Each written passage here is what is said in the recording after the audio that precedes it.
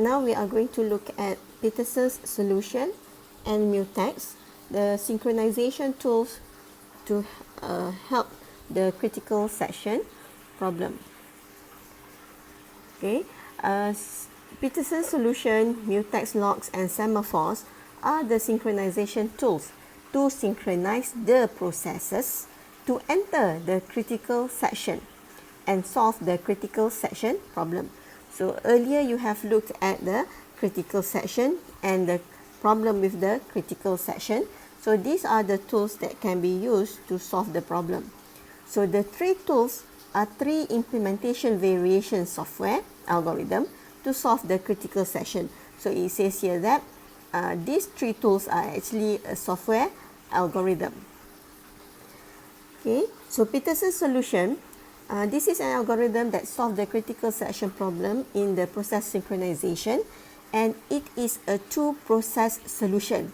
Okay, so meaning that Peterson's solution is only applicable to two processes at a time. Okay, only applicable to two processes at a time. Okay, and the two processes share two variables. That is the integer turn and the Boolean flag. So the integer turn will indicate whose turn it is to enter the critical section. Meanwhile, the Boolean flag will indicate if a process is ready to enter the critical section. If the flag is true, it implies that the process is ready. Okay, so if the flag is true, it tells that that particular process is ready. Which process? Either the two. So that is Peterson's solution. Okay, and Peterson's solutions solve or meet all the critical section requirements. It has a mutual exclusion preserve. That means if P1 enters and P1 and P only can enter if the flag is on. Okay, meaning that only one process can enter the critical section while the other one has to wait. Okay, progress requirements is satisfied. Okay, progress requirement is satisfied, meaning that after one process has completed its use of the shared data, so the other process will be progressing into the critical section. Okay, bounded waiting requirement is met. There is a limit number of time for the process to wait for the critical section. Okay, so the other synchronization tools is the Mutex lock. Mutex itself means mutual exclusion, meaning that it really fulfills the requirement of the critical section.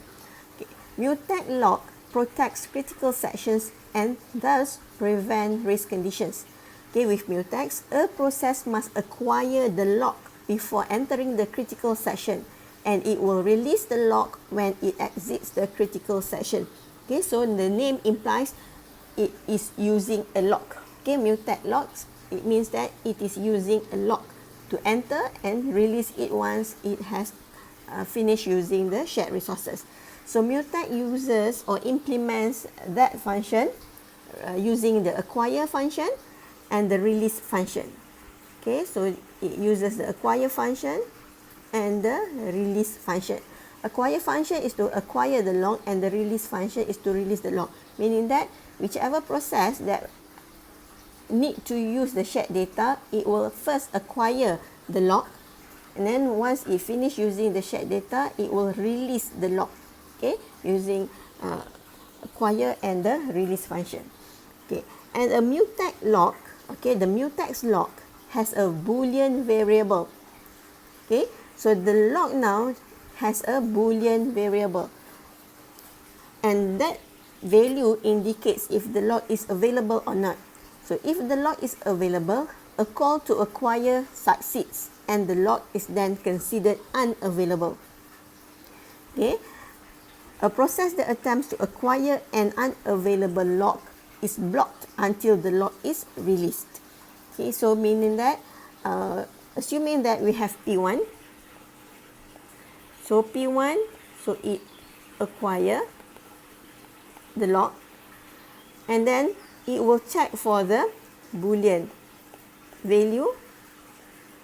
If the Boolean value is true, okay, if the Boolean value be true, then P1 is given the lock. Okay, P1 is given the lock. Okay, so now the lock is no longer available. So if P2 comes and P2 acquire the lock, and now the Boolean value becomes false, meaning that the lock is not available. It has to wait until P1 releases the lock. That is the mutex lock.